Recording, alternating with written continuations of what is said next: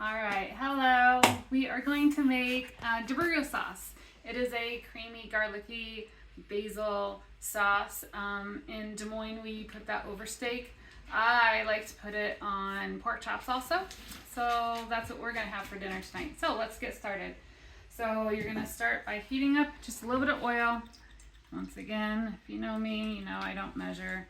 So it's just a little bit of oil. Coat your pan.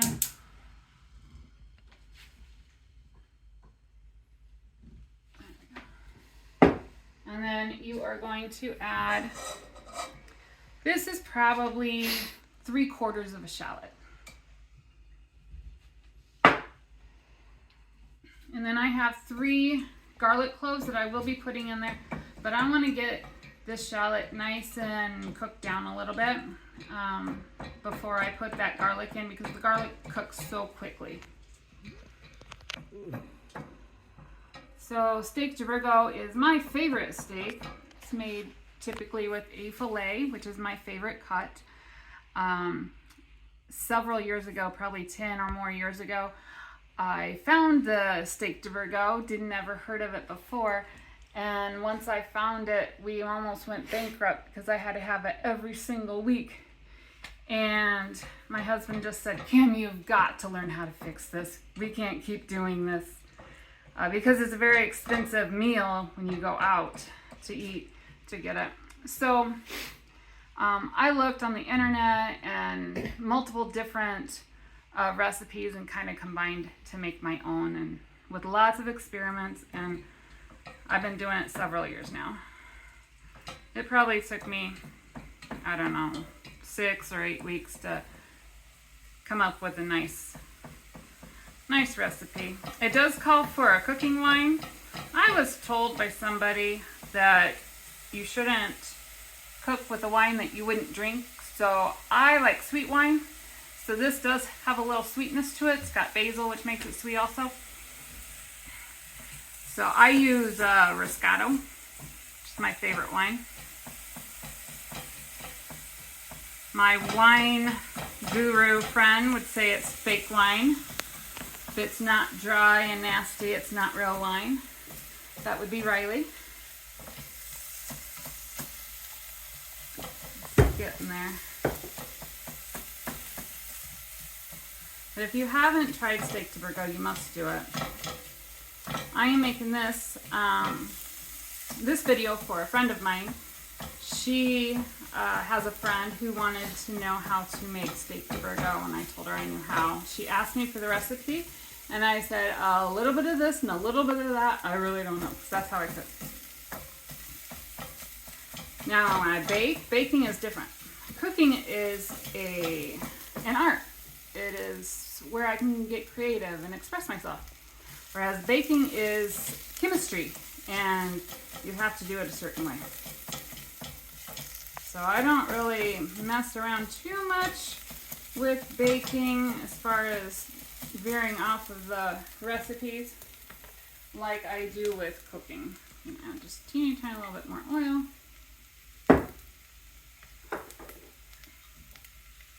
There's my garlic. You're gonna want your shallot and your garlic minced very finely so that your sauce isn't real lumpy and crumpy and gross.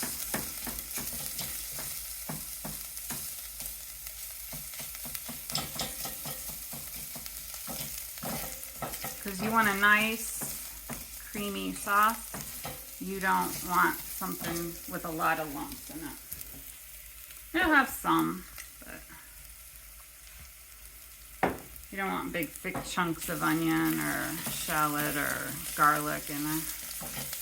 I use shallot because it has a milder flavor than onion, and I want the garlic to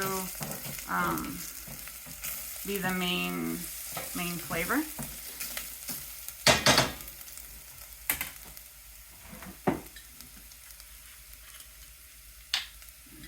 A little bit of wine here.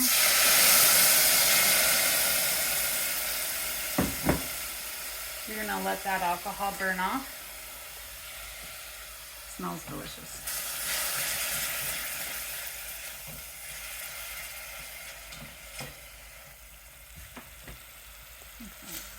Put that piece in there.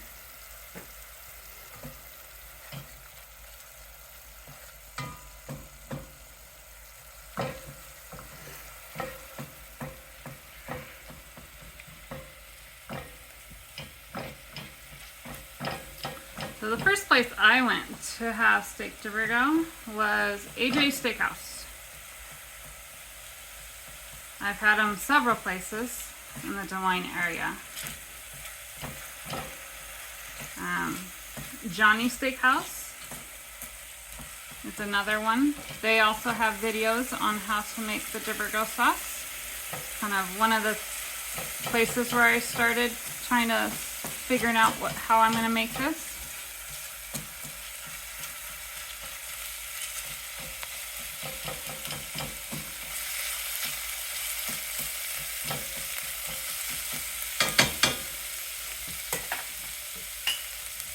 You're going to have some cream. Now this is 10 ounces, well minus half a cup because I made oatmeal earlier. It's close to room temperature by now. If it wasn't, I'd put it in the microwave a little bit so it doesn't curdle. And however much you want, I'm probably going to put 6 ounces or so in there.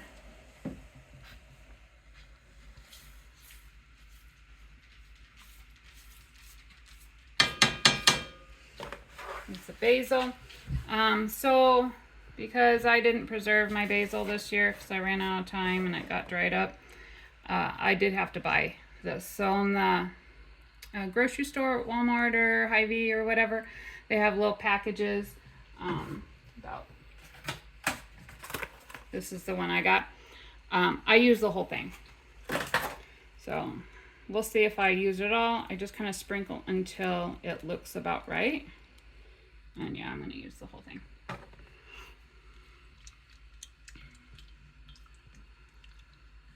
And then I did have my own thyme from my garden this year. I don't know how many sprigs that was. That was probably 3.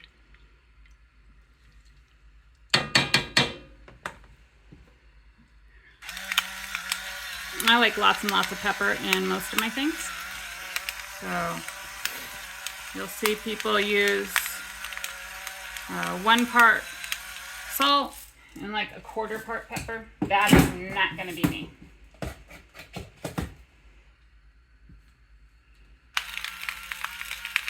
Actually, I like salt less. I don't use as much salt because we are going to also put in some Parmesan. I put this through the blender to make it nice and powdery. I think the powder kind of helps thicken it up just a little bit also. And I had noticed that if I put the shredded Parmesan or cheese, the shredded stuff that you buy, that it gets a little stringy as it melts. And maybe it's just how I measure it. When I do it this way, it doesn't get that.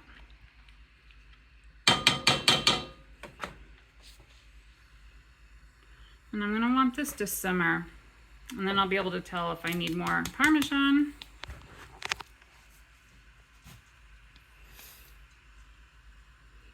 This should take about, after you get everything prepped, should take about 5 minutes. You want everything all ready to go because it does go by quickly.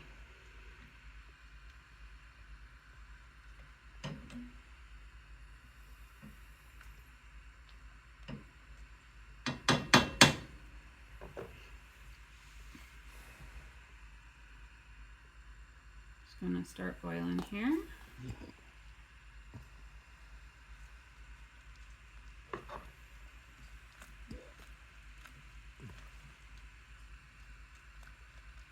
There we go.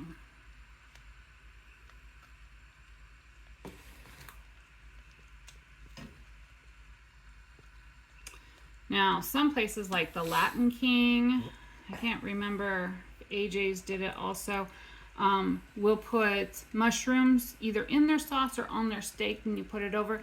I don't care for mushrooms. I have put truffle oil, I'll turn that off, it's done. I have put truffle oil over my steak and put that. It's just truffle oil is quite expensive. So I don't do that often.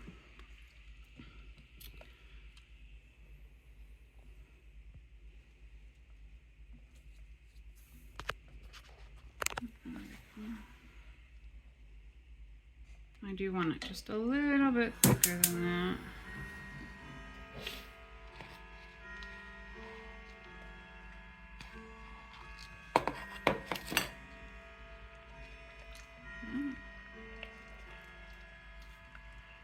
And then just slide it.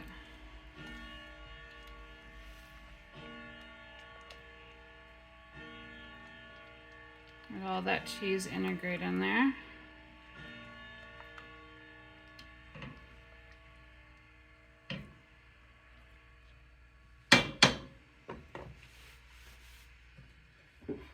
And hubby already made me a beautiful pork chop on the grill. This will be done any second. As it boils, it thickens up also.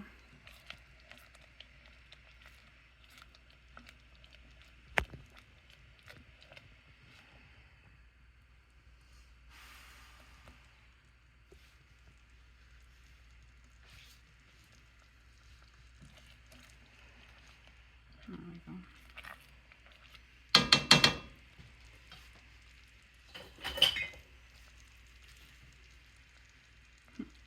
I'm not done with it. Yeah.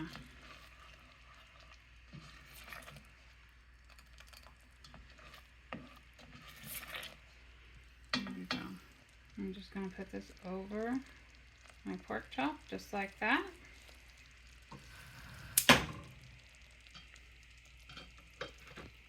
And there it is. And that is delicious. Oh, that's good.